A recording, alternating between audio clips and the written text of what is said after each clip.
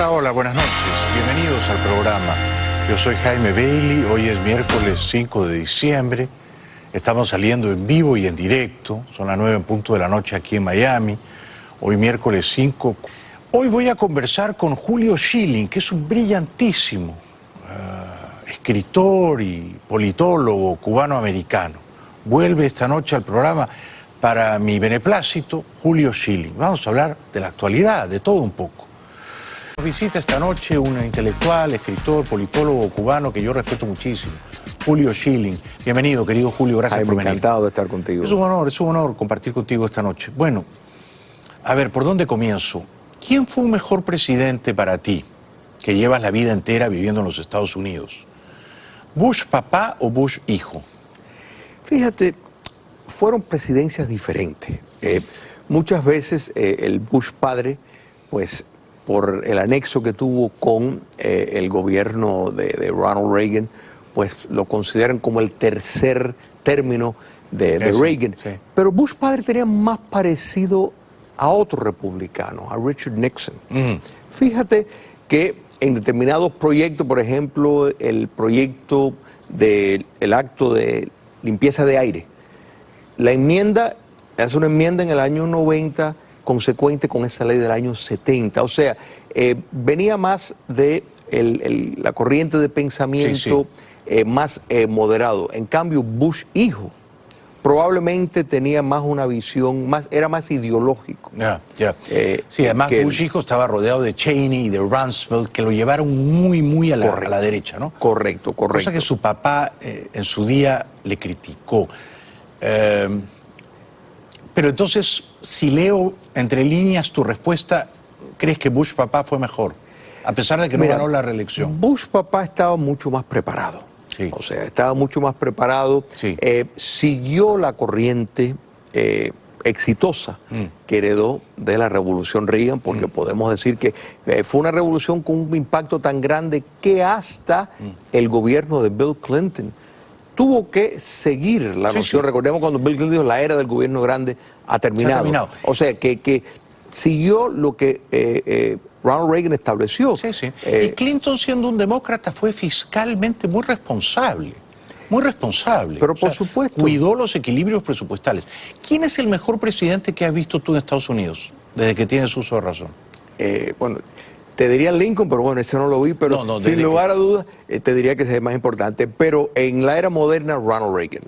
Ronald Reagan, porque no solo la política de contener el comunismo la cambió para la de revertir el comunismo. O sea, cambió la forma, la diferencia entre la doctrina Reagan y la doctrina de Truman, por ejemplo, que era de contención. Reagan tomó una posición mucho más agresiva. Pactó con países que producían petróleo para bajar el precio, para negarles recursos a la Unión Soviética. Sí, o sea que Reagan sería el mejor. Lo que hizo Bush, papá, el año 89 en Panamá, o sea, entrar, invadir Panamá, derrocar a un narcodictador que había sido aliado de los Estados Unidos y agente de la CIA, como Noriega, y que luego traiciona a los Estados Unidos y pacta con Pablo Escobar. ¿Eso que hizo Bush estuvo bien hecho?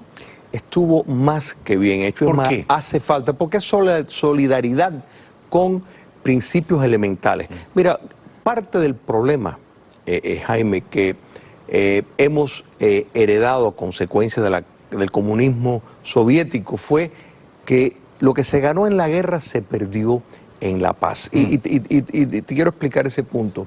La noción de la democracia se ha desnaturalizado en gran medida y dictaduras se han aprovechado de la noción de votaciones, que es un engaño por lo que son votaciones competitivas. Eso es un fenómeno reciente de nuestro tiempo. Correcto, y gran parte, y en esto podemos decir, y en retrospectiva, pues todos somos genios, la caída del comunismo soviético debió de haber seguido por una política que seguía enfatizando la ideología. Sin embargo, todo se depositó en la economía. En otras palabras, la noción de que la economía tenía primacía. En otras palabras, si éramos capitalistas no podíamos ser dictaduras.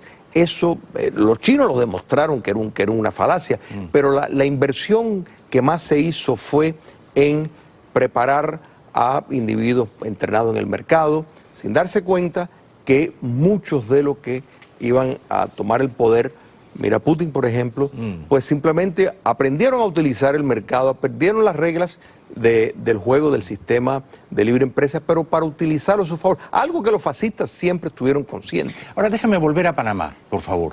Estábamos en Panamá, en la intervención de Bush en diciembre del año 89. Yo creo que fue un éxito, pleno. Desde entonces Panamá es una democracia, Panamá no tiene fuerzas militares, no ha habido golpes de Estado. ¿Has ido a Panamá? No, no he ido a Panamá. Yo sí. Y creo que muchos panameños agradecen a Bush papá por liberarlos de un narcodictador. Lo que hizo Bush papá en Panamá del año 89, ¿se podría hacer en Cuba, tu país de origen, en estos años, o en la Venezuela capturada por una narcodictadura, o son otros tiempos y ya es imposible? No, sí se puede hacer, y la razón por la cual mezclé esa explicación, esa anécdota, es porque se abandonó el concepto de que la democracia hay que defenderla, y hay que defenderla por cualquier método. Se renunció al uso de la fuerza cuando uno tiene un enemigo que está en el poder por la fuerza. Entonces, ¿cómo tú vas a lograr llegar al poder con un régimen que se mantiene por la fuerza? El dictador Noriega, todos recordemos con el machete dando en el podio, diciendo que él no había quien lo sacara. Bueno, ¿fue necesario mandar comandos de la Infantería de Marina? No. Una operación especializada que tuvo pocas pérdidas. En Granada vimos también una acción quirúrgica que resolvió el problema y evitó que se hiciera un triángulo con Nicaragua, con los sandinistas en aquel momento, que siguen ahora porque no se hizo lo necesario. Lo que se hizo en Panamá fue justo y necesario. ¿Y en qué momento, a tus ojos, querido Julio, Estados Unidos renunció al uso de la fuerza para defender los valores democráticos, al menos en América? ¿En qué momento renunció? Quiero decir, quizá la fallida intervención del presidente Bush hijo en Irak, donde usó la fuerza para derribar a una dictadura enemiga, sospechosa además de poseer armas de destrucción masiva que luego se comprobó que no había podido desarrollar o esconder. Quizá el mal resultado de aquel uso de la fuerza militar previno a los gobiernos posteriores en este país de usar la fuerza. No, Jaime, mira, lo que pasó fue que cuando cae el comunismo soviético, tiene una mutación a través del Foro de Sao Paulo en una nueva forma de llegar al poder, precisamente utilizando herramientas democráticas. Entonces eso desarmó, los demócratas no sabían cómo enfrentar eso, porque hicieron lo que Allende quería hacer.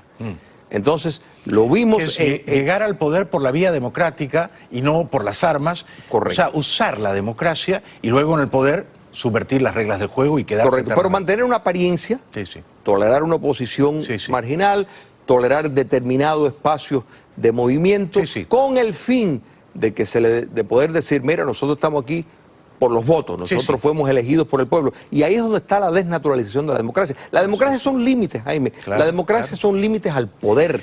No es el poder que porque todo el mundo votó por determinada cosa y eso te da licencia a hacer lo que te da la gana. Pero vuelvo a mi pregunta. Es decir, ¿cuándo fue la última vez que los Estados Unidos usaron la fuerza militar para defender los valores democráticos? Bueno, la idea se abandona cuando se cae el comunismo soviético. No, pero yo creo que la última vez que Estados Unidos dijo vamos a invadir un país para establecer ahí una democracia fue Irak. Bueno, en Irak la idea fue el pretexto, porque yo creo que fue un pretexto el tema de las armas químicas. Salió mal. La idea era, Jaime, penetrar el islamismo radical y establecer un país que podría ser un modelo. Irak tiene numerosas fronteras, parecía como la estrategia ideal.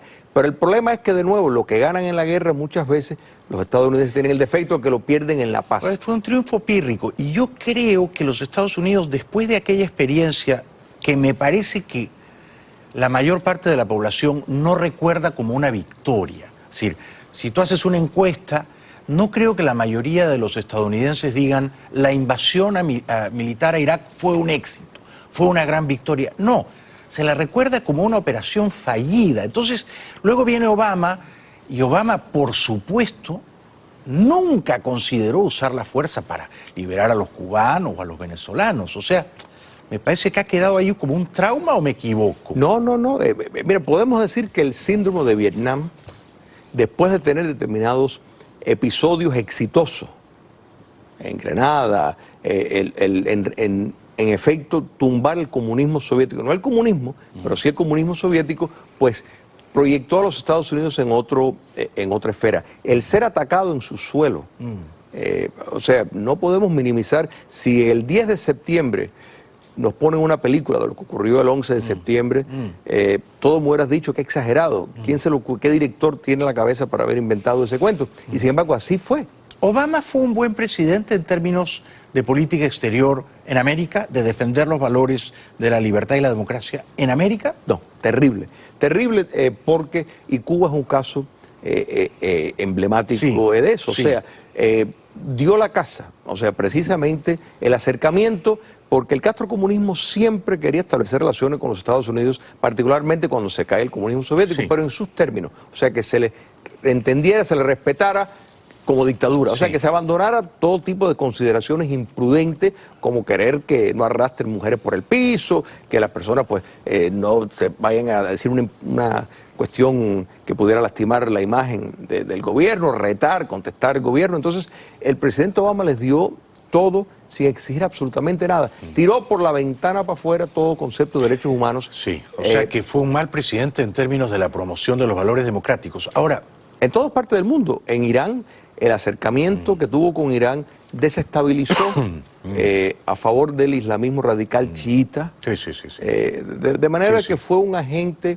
fue muy blando, ¿no? Con nuestros enemigos, ¿no? Blando, y yo te diría que escoger muy bien, porque por ejemplo Egipto, que no es una democracia, sin embargo, el gobierno de Al-Sisi sí ha combatido el islamismo radical. Es un gobierno autoritario, pero supo, o sea, enfrentar el propio islamismo radical que los Estados Unidos pues quiere confrontar. Entonces, sin embargo, le dio la espalda a favor de la dictadura de los ayatolás. Tenemos que ir a la publicidad, querido Julio. Luego de la pausa te voy a preguntar esto, ¿no? Porque yo soy un discípulo de Churchill. Es decir, yo creo que a la democracia hay que defenderla usando la fuerza. Usando la fuerza. Y que a los enemigos de la libertad hay que denunciarlos y hay que combatirlos a menudo usando la fuerza. Entonces, si Putin, que es un dictador, se anexó Crimea, porque está en su barrio, en su zona de influencia, y nadie dijo nada, bueno, algunas protestas diplomáticas, ¿por qué el presidente Trump no podría decir, tú te has fagocitado Crimea? Mira, Cuba, que está aquí, a 80 o 100 millas, Cuba es mi problema, ¿ok? Es mi problema. Ustedes se metieron durante décadas y yo voy a ser el presidente de Estados Unidos que voy a liberar Cuba, punto. No se discute, ya está, ¿no? Y se hace en 3 días, por supuesto. Te voy a preguntar si eso sería posible después de la pausa. Regresamos con el gran Julio Schilling. Ya volvemos. Bueno, estamos comentando aquí con Julio Schilling cómo a veces Occidente, las democracias libres de Occidente, que son, bueno, el faro, la guía, el arquetipo moral del mundo, ¿no? Han tenido que recurrir a la fuerza para defender sus valores morales y para aplastar a sus enemigos. Hay un cierto tipo de enemigo, y tú lo sabes bien porque provienes de Cuba, que es impermeable a la razón, con el cual no se puede negociar, al cual es imposible convertir. Y entonces a ese tipo de enemigo, Julio, y estoy pensando en la familia Castro en Cuba, ya no está Fidel, pero queda su hermano Raúl, y ellos preservan el poder, y Díaz-Canel está subordinado a ellos. Totalmente. Yo pienso que a ese tipo de enemigo es absolutamente imposible de reformar desde un punto de vista moral o de convertir a la democracia, persuadirlos de que hagan unas elecciones libres y entreguen el poder. Es decir, solo será posible sacarlos del poder a las bravas, del mismo modo que ellos lo capturaron. Por supuesto, por supuesto. ¿El presidente Trump ha hecho en ese sentido los deberes o está en falta para ti? O sea, sin lugar a duda, desde comparándolo con la administración previa, pues de pronto se hablan de la necesidad de libertad. Cuando muere el tirano Fidel Castro lo llama tirano. O sea, se rompe el protocolo de la complicidad. Pero dicho eso, yo creo que hay que darle energía a el rescate de la democracia, para no ser infiel a la verdad. Pretender de que regímenes de este corte se van a ir porque un día se despiertan y deciden tomar otro curso es una falsedad. Y también es una falsedad pretender de que un pueblo cautivo puede por sí mismo tomar una decisión. Jaime, eso en la historia, eso no ha sido el caso. Esta misma gran nación norteamericana, que hemos visto la civilidad, su producto en el velorio de Bush padre, hay que recordar que Francia financió el 90% de las armas que utilizó Washington. El 90%. Cuando Francia decide tomar un papel más activo, eso fue una gran celebración. La Segunda Guerra Mundial, ¿qué hubiera sido si los Estados Unidos no da el aporte? Por supuesto, por supuesto. Lo que pasó en Corea, para que vea la importancia de las señales, 6 meses antes de que Corea del Norte invade el sur, el ministro de Estado tiene una conferencia de prensa y cometió el error de decir que Corea del Sur no era su esfera de interés. A los 6 meses hubo la invasión, o sea, las palabras sí tienen, y la política que se toma sí tiene un impacto. La democracia hay que defenderla, porque las dictaduras no andan solas. Eso es lo primero que hay que entender.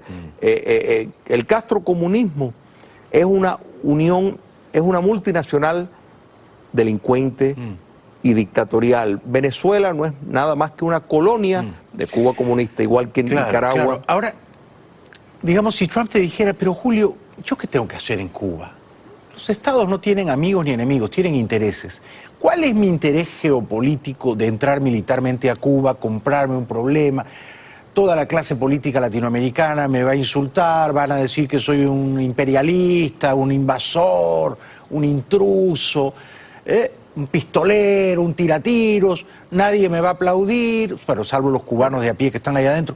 ¿Por qué me tengo que meter yo? ¿Por qué es mi problema? ¿Qué le responderías tú? Una gran nación y un gran líder no se debe preocupar, mucho menos por quienes tienen un historial de un país mucho desastroso. Ahora, el gran líder no busca ni aplausos, ni se preocupa por cumple con su deber. Silbidos. Pero primero hay que entender que dictaduras como la cubana, la venezolana, la rusa, la iraní, se mantienen con dinero. Cuesta dinero mantener un aparato, una maquinaria dictatorial de esa magnitud.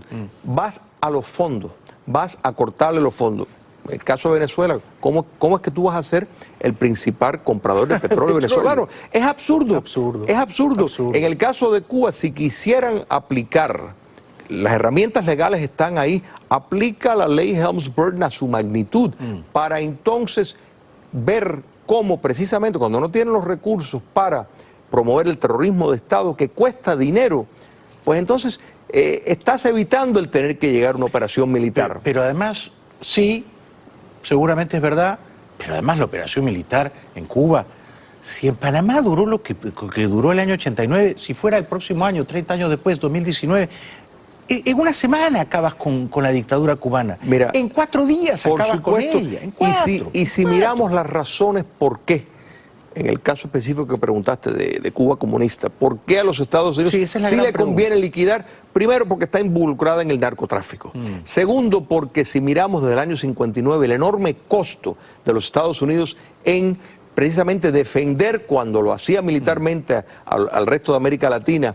el daño que el castrocomunismo ha hecho y que sigue haciendo por medio de las dictaduras del socialismo del siglo XXI, pues entonces, por medio de su alianza con Irán, el hecho de que estén usando la colonia venezolana no quiere decir que Cuba comunista no está maquinando ese trato con Irán, que tiene más de 1.500 empresas, pantallas en Cuba, a través de América Latina. Luego también, por supuesto, Putin tiene intereses en La Habana, ¿no? Ni qué decir, ¿no? Ni qué Putin es producto de la KGB. Claro.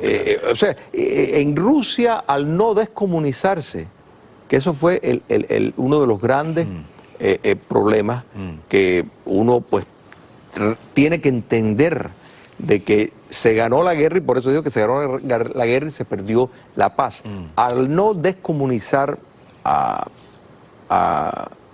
el comunismo en Rusia, ahí se cometieron crímenes de lesa humanidad.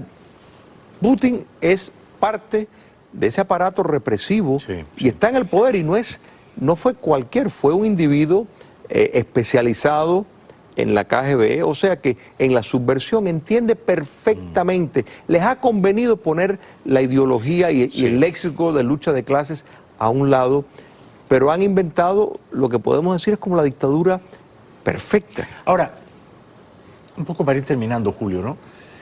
Es verdad que Trump es presidente de los Estados Unidos, fue elegido por los estadounidenses y él responde a los Estados Unidos. Eso es verdad. Pero también es verdad que tiene una responsabilidad moral con el mundo. El presidente de los Estados Unidos tiene una responsabilidad moral con el mundo, con la promoción de la libertad, la democracia, los derechos humanos, ¿verdad? Los grandes valores que dieron vida a esta nación. Entonces, él tiene una responsabilidad moral con la parte del mundo que le es más cercana, que es América. Y yo creo que él mejoraría el mundo, liberando a Cuba, a Venezuela y a Nicaragua. Mejoraría el mundo. Lo puede hacer en un año. Puede hacer en un año. Alguna gente le va a decir horror, imperialista. Pero entra y se va, como entró y se fue de Panamá, no se quedaron. Entra y se va, entra y se va. Tenemos ejemplos de sobra. Se puede Lo mismo hacer. Granada, por supuesto que sí. ¿Pero lo va a hacer? Ojalá. Lo va a hacer si se convence del riesgo para la seguridad nacional de los Estados Unidos. El fenómeno de López Obrador podría ser una bendición disfrazada. Ojalá, ojalá. Digo yo, si Trump tiene las agallas de irse a una guerra comercial con los chinos, ¿por qué no se va a una guerra moral con los cubanos? Correcto. La guerra moral con los cubanos la gana en 3 días. La guerra comercial con los chinos a lo mejor no la va a poder ganar nunca, ¿eh? Jaime, O sea, que escoja bien sus batallas. han atacado a sus diplomáticos y sus familias. Los han dejado sordos a 20 y pico. Pero ¿cómo eso? ¿Es Claro. un acto de guerra? Por supuesto. Eso es un acto de guerra. Entonces, sí. sin lugar a dudas, yo creo que hemos mejorado, pero no podemos decir que se está tomando la política que por el bien de la democracia continental. Y mira, las cartas y los documentos sobran. Sí, la claro. carta fundacional de la OEA, la carta de San José, sobran los documentos democráticos. Pero además tú recordarás, Julio, que eres memorioso, ¿no? A mediados de los 90, Clinton era presidente, ¿no es cierto? Estamos hablando de hace 20 años, un poquito más de 20 años. Había un matón malvado, Milosevic, que estaba diezmando, masacrando a todas las etnias vecinas que no le caían en gracia. Un matón malvado, un genocida, como los Castro en Cuba, que son matones malvados también, ¿no? Ellos han masacrado a los opositores, digamos, ¿no? Estos masacraban, bueno, a los croatas, a los... Y Europa dijo, basta. Europa dijo basta, Clinton dijo basta, vamos a usar la fuerza. Y usaron la fuerza militar en Haití, contra un matón malvado en el centro de Europa. A Cedral, en Haití sacaron a Aristide. Sí, sí. O sea, cuando ya la ves que en efecto viola, o sea, el hecho de que hayas entrado por la vía democrática, ya la ves que tú violas los convenios y los compromisos y los límites de la democracia, ya eres válido para ser removido por la fuerza que tiene. Ese es el espíritu que hay que tener. Sí, señor, sí, señor. Bueno, yo seguiría toda la noche conversando contigo, eres un intelectual muy brillante, gracias por haber venido. Les recuerdo que Julio publica libros muy inteligentes con frecuencia, y este es el último, Democratización en Cuba. ¿Ah? Democratización en Cuba, un manual conciso, está a la venta, ¿no? Correcto. Está a la venta. Correcto. Gracias, Julio. Gracias a ti. Gran placer recibirte. Todo mío. Vuelve pronto y felices fiestas, ¿eh? Muchas gracias, a lo propio.